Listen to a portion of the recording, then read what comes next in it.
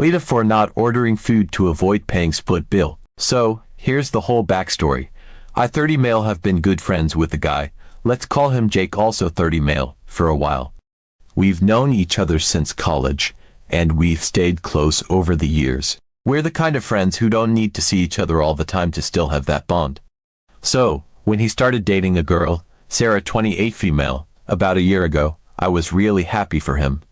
He seemed super into her, and it was nice to see my friend in a good relationship. Over time, the three of us started hanging out together pretty often. I'd get invited to join them for dinners, events, and just casual hangouts. It was nice to feel included, and, honestly, I liked both of them a lot. At first, everything was pretty straightforward in terms of how we handled paying for things. Whenever we went out to eat, we just paid for ourselves. Jake would cover his own bill, and if Sarah was with us, he'd often pay for her too, which made sense, they're dating. I'd pay my own way, it's just how we did things. This unspoken arrangement worked well for everyone, and I never really thought twice about it. I appreciated that we were all on the same page, no awkward moments with splitting checks or anything. Jake and I are pretty practical guys, so we'd been used to handling things that way from the start. Then, a few months ago, it was Sarah's birthday. Jake wanted to make it special, and he invited me along to celebrate with them at a pretty nice restaurant. It wasn't our usual casual spot, this was a step up. I thought it was great that Jake wanted me there, it felt like he really valued our friendship. When we got to the restaurant, the three of us ordered whatever we wanted. I'll admit, they ordered a bit more than I did: appetizers, drinks, dessert, the whole works. But I didn't mind at all, because, hey, it was a birthday. It felt like a one-time thing where we just go with the flow. So, when the bill arrived, Jake suggested we split it evenly 3 ways in honor of Sarah's birthday. He said something like, let's keep it simple and just split it. I didn't really hesitate because I figured, why not? It's her special day, and this is my friend's girlfriend. I thought it was a nice gesture to help celebrate her birthday without getting bogged down in who ordered what. So, we split the bill evenly, and that was that. I didn't give it much thought afterward. But here's where things started to change. A couple of weeks later, the three of us decided to go out again. This time, it was just a regular evening, no special occasion, just a casual hangout at a different restaurant. We sat down, ordered our meals, and spent the evening chatting and laughing. I ordered my usual kind of meal, an entree and a drink, nothing too extravagant. Meanwhile, Jake and Sarah were going all out again. They ordered a couple of appetizers, each got a cocktail, and ended up splitting a dessert. At this point, I started noticing a pattern with how they ordered versus how I ordered, but I figured, whatever, it's their choice. I was just there for a good time. When the check came, Jake immediately suggested we split it evenly 3 ways, just like we had done on Sarah's birthday. Now, I was a bit taken aback. I thought splitting the bill evenly was a one-time thing for her birthday, a special occasion. So, I gently pushed back, saying, hey, I thought that was just a one-time thing for Sarah's birthday. I was trying to keep it light, but Jake's response caught me off guard. He said something like, oh, we just liked the simplicity of it last time. It's so much easier than figuring out who ordered what. I glanced at the bill, and, sure enough, their side of it was much higher than mine. I had kept my order modest, but their combined total was almost double what I'd ordered. I felt a bit uncomfortable and said, I just ordered a lot less than you guys. I'd prefer to just pay for my own meal, like we did before. I was trying to be respectful and clear, but Jake's tone shifted. He gave me this look, and his voice was a bit sharp as he said, come on, don't make it awkward. It's easier for everyone if we just split it evenly. Now, I was feeling genuinely uncomfortable. I could tell he didn't like that I was pushing back on the split, but I also felt it wasn't fair to cover part of their more expensive meals when I had purposely ordered within my budget. Then, Sarah chimed in, supporting Jake. She laughed a bit and said, it's no big deal. Friends shouldn't worry about these little things. She was trying to keep it lighthearted, but it felt like I was being guilted into going along with it. I had this weird feeling that they were both just expecting me to go along with it to avoid any tension. After a moment of hesitation, I agreed, but not without feeling resentful. I could tell it had been easier for them to just split the bill evenly, and it probably felt nice to not have to worrying about adding up their own totals. But, to me, it felt unfair, especially because I was being asked to pay for more than I'd actually consumed. But I didn't want to ruin the night or seem like I was being petty, so I went along with it. Then, it happened again. The next time we went out, they suggested splitting the bill evenly right off the bat, and I found myself in the same awkward situation. This time, I ordered even less, hoping they'd see that I wasn't on the same page with this new equal split arrangement. But when the check came, Jake said, "All right, let's just split it 3 ways." I tried to laugh it off and asked, "Is this how we're doing it every time now?" Sarah looked at me and said, "Yeah, it's so much simpler. We're all friends here, right?" I felt trapped. They were both looking at me, expecting me to just go along with it again. I didn't want to be the difficult one, but I also felt like they weren't respecting my boundaries. This wasn't how we had started, and I missed the simplicity of just paying for my own food without any pressure. But I could see that if I said no, it would create tension, and I valued our friendship. So now, here I am, wondering if I'm the asshole for wanting to go back to our original arrangement. It's not about the money, it's about feeling pressured into paying for things I didn't order and not being listened to. Part of me thinks I should just let it go to keep the peace, but another part of me feels like this situation is fundamentally unfair. Am I overthinking this, or am I justified in feeling like I should only pay for my own meal, like we did before? Update 1. Alright, so here's the continuation. About a week after that last uncomfortable dinner, I get a message from Jake. He tells me that he and Sarah are starving and asks if I want to join them at a restaurant that evening. Right away, I had a gut feeling that we were heading down the same road again.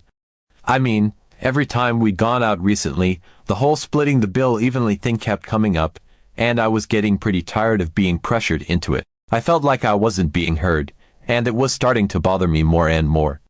But here's the thing, I didn't want to flat out say no and look like I was avoiding them. I value my friendships, and I didn't want to cause a rift, so I agreed to go, but I made a little plan of my own. That evening, I decided to eat a full meal before meeting up with them. I'm talking about the kind of meal that leaves you feeling completely stuffed. I figured, if I'm already full, then I won't have to order anything, which means I won't have to deal with splitting a bill for food I didn't even eat. This way, I could still hang out with them without feeling like I was being taken advantage of. When I arrived at the restaurant, I felt pretty confident in my plan. I was stuffed, and there was no way I'd be tempted to order anything. We sat down at the table, and right away, Jake and Sarah started looking over the menu, clearly starving and excited to order. I just sat there, sipping on a glass of water, feeling content and genuinely not hungry. They both ordered pretty much right away, going for appetizers, entrees, drinks, the whole shebang. It was like watching the same scene play out, except this time I was prepared. Eventually, Jake noticed that I wasn't ordering anything and looked a bit surprised. He asked me, almost incredulously, why I wasn't ordering, and I just casually told him that I'd eaten before coming and wasn't hungry. I assured him that I was just there to enjoy their company, nothing more. I could tell he was a bit thrown off by this. I mean, it probably seemed weird to him that I'd come to a restaurant already full, but I played it off, saying I'd just been really hungry earlier and decided to eat beforehand. He seemed confused but didn't push it too much, so I figured I was in the clear. Jake and Sarah's food eventually arrived, and they dove in, clearly enjoying their meal. I just sat there, smiling and chatting with them, sipping my water.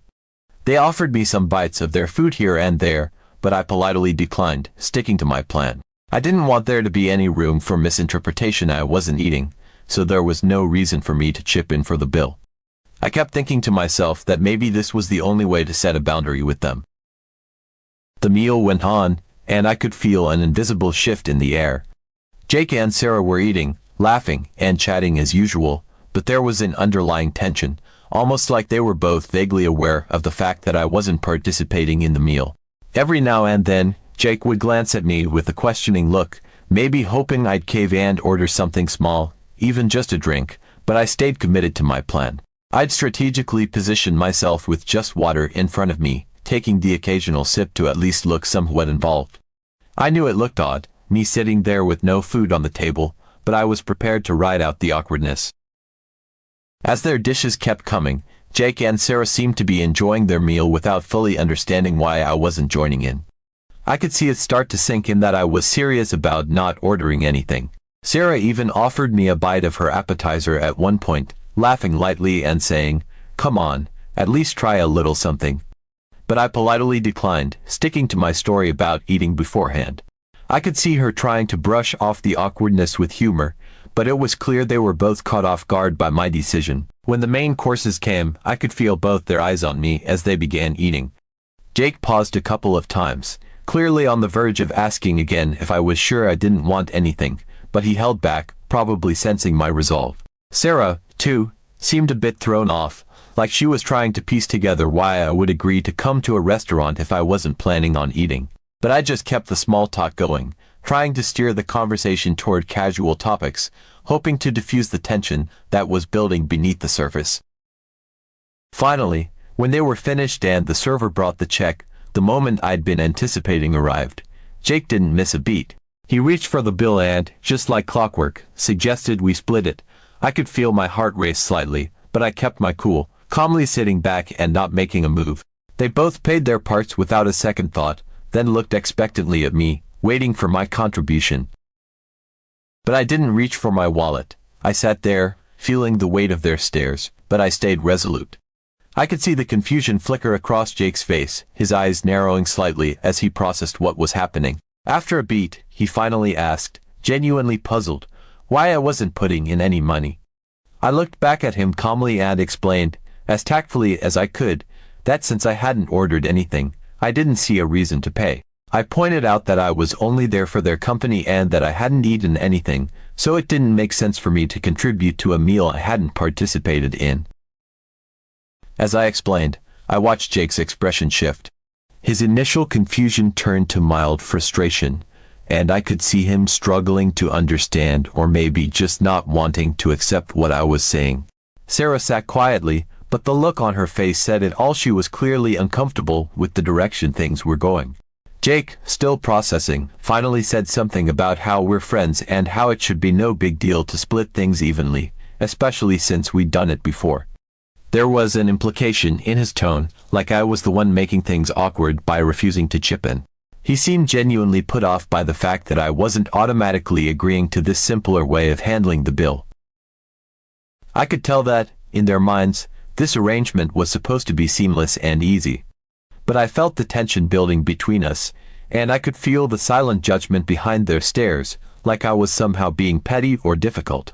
Jake's insistence that friends don't make a big deal about money hit me in a strange way. It felt like he was using our friendship to guilt me into compliance, rather than respecting the fact that I hadn't participated in the meal. As they both sat there, clearly caught off guard and annoyed, I realized that I was finally making my stance clear, even if it was uncomfortable for all of us. But at that point, I'd had enough. I calmly told him that friends respect each other's boundaries, and I wasn't comfortable splitting the bill when I hadn't ordered anything. I wasn't about to keep paying for food I didn't eat, especially after making my position clear. I thanked them for inviting me and got up to leave. I could see the look of surprise and maybe even a little anger on their faces as I walked out. I knew they hadn't expected me to stand up for myself like that. On the way home, I kept thinking about the whole situation. I felt a weird mix of satisfaction and guilt. Part of me was glad that I finally took a stand, but another part of me wondered if I'd overstepped somehow. I started questioning if I'd handled it the right way or if I'd just alienated two of my closest friends over a dinner bill. Update 2. A day after that uncomfortable restaurant visit, I got a message from Jake. I'd been half expecting something, but actually seeing his name pop up on my screen gave me this odd mix of dread and anticipation. He didn't waste any time getting straight to the point. According to him, the way I'd acted at the restaurant was out of line.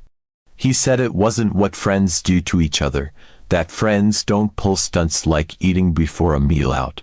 The way he worded it made it sound like I'd somehow betrayed some unspoken code of friendship by daring to show up at a restaurant without ordering anything. He went on to say that now it was obvious to him why I'd eaten beforehand. The way he phrased it made it sound as if I'd orchestrated some elaborate plan to ruin their evening by daring to sit there with just a glass of water. He seemed genuinely offended, Like my decision to eat in advance was some kind of betrayal or a passive-aggressive move aimed directly at him and Sarah. He actually called it mean, his exact word, mean, to eat before going to a restaurant if you know you're going to split the bill.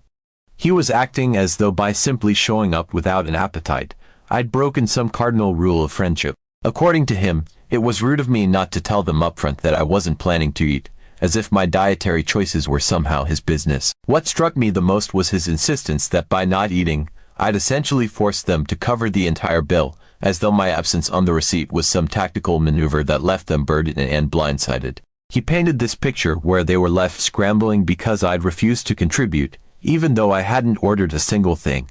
There was a clear implication that I was the one who had messed up the evening, who had broken the unspoken code that friends always share expenses evenly, no matter what. He said they had counted on me to split the check like we had before, framing it as if this new routine was somehow my responsibility to uphold without complaint. It was as if I'd failed them by not agreeing to support their night out financially. Jake went so far as to imply that they'd ordered more food than usual precisely because they'd been expecting me to cover part of the cost. The way he described it, they had been looking forward to a great night, ordering freely and enjoying themselves, under the assumption that I would step in to absorb a third of the hit. Reading this, I felt a strange, bubbling frustration start to build. The way he was framing things, it was as if I genuinely owed them for a meal I hadn't even touched. I could feel my jaw clenching as I read his words over and over, trying to understand how he twisted the whole situation to make me out as the bad guy. And worse, he was acting as if I'd done something sneaky and underhanded by simply deciding to eat before meeting them. In his mind, I'd essentially duped them, set them up for an evening of splurging only to pull out at the last second and leave them with the bill. But what he saw as mean was, in my mind, just a straightforward way to avoid yet another awkward bill-splitting scenario that I knew was coming. I'd done it to keep things simple, to make sure I wasn't again put in a position where I'd be forced to pay for food I didn't order or eat. Yet, in Jake's view, I had plotted this somehow with malicious intent, as though I'd spent my afternoon calculating how best to teach them a lesson or make some silent protest. Nothing could have been further from the truth, but the way he was seeing it, I was the one who'd broken our friendship code. But the more I read his words, the clearer it became that Jake saw my actions as a personal insult or even a betrayal. To him, my choice to sit there and not eat was some symbolic gesture meant to undermine him and Sarah, an affront to our friendship because I hadn't blindly gone along with the easy way they decided was our new normal. It didn't seem to matter to him that we never even discussed this new arrangement. It didn't matter that, up until recently, we'd all just paid for our own meals without issue. All he saw was that I wasn't supporting their vision of what a simple evening out should be, and that to him was enough to brand me as uncooperative, maybe even selfish. I couldn't believe that he was so fixated on his own perception of fairness that he couldn't even consider my perspective, as though he were blind to the fact that it might feel unfair on my end, too. He made it sound as if I'd ruined the evening, that by not participating, I'd somehow thrown a wrench in their plans for a fun night out. But here's the thing that got under my skin. They had assumed from the start that I'd just fall in line and pay. They'd planned the entire evening with that assumption, ordered with that assumption, and now here was Jake, acting as if I'd let them down by not holding up my end of this unspoken deal. It struck me as incredibly unfair. Like he was shifting the responsibility for their spending choices onto me. They hadn't even asked me if I was okay with the split, hadn't mentioned beforehand that they'd be expecting me to cover a third of their bill. It was all just assumed, like it was a given. Like my role in the evening was to support their night out financially, whether I participated in the meal or not. So, I took a moment to calm down and started typing out my reply. I explained that I didn't think I should have to pay for their food, especially when I hadn't ordered anything myself. I reminded him of how we used to handle things back before all this splitting nonsense started. Each person paid for what they ordered. That's how it had been for years. I told him that when we split the bill on Sarah's birthday, I thought it was a one-time thing, a way to celebrate her. I'd agreed to it willingly that night because it was her special day, but now it seemed like they'd taken that as a green light to make splitting the bill the new normal. And I was never given a say in that. They'd just assumed that was okay with me. I laid it all out, saying that I felt uncomfortable being pressured to cover food I hadn't ordered and that I didn't appreciate being made to feel like I had to go along with this new arrangement. I explained that I'd only eaten before meeting them because I didn't want to be stuck paying for food I didn't eat. I didn't think it was mean or sneaky, it was just my way of maintaining some boundaries without making things awkward. I made it clear that I wasn't comfortable with this new way of handling bills and that from now on, I'd only be paying for what I ordered, like we'd always done in the past. Jake's response came pretty quickly, and I could tell he wasn't happy. He didn't seem to understand why I was making such a big deal out of something he saw as a convenient way of handling things. To him, splitting the bill evenly was a simple solution, and he couldn't wrap his head around why I was resisting it. He seemed genuinely baffled that I wouldn't just go along with it, like he saw it as some kind of betrayal that I wasn't willing to share the cost equally with them. He implied that I was somehow ruining the vibe by refusing to just be a friend and split things. I could tell he was disappointed, maybe even a bit hurt, that I wasn't willing to just go along with what he thought was a fair setup. But I couldn't shake this feeling of resentment. I felt like he was ignoring my perspective entirely and only seeing it from his own point of view. In his mind, I was the one being difficult, the one causing the problem. But from where I stood, they were the ones changing the rules on me and then acting like I was the bad guy for not playing along. It seemed like Jake was so fixated on this idea of friendship meaning splitting everything evenly that he couldn't see how unfair it was to expect me to cover their orders just because they wanted an easier way to pay. The whole situation left me feeling frustrated and disappointed. I valued our friendship, but it felt like he was pushing me into a corner, trying to guilt me into doing something that I fundamentally disagreed with. It made me question how much he actually respected my boundaries and if he even cared that I was uncomfortable with this new arrangement. It wasn't about the money for me, it was about feeling respected and not being pressured into paying for something I hadn't agreed to. Now I have decided for myself that in the future I will only pay for my account, and they can decide for themselves whether to be offended by it or not.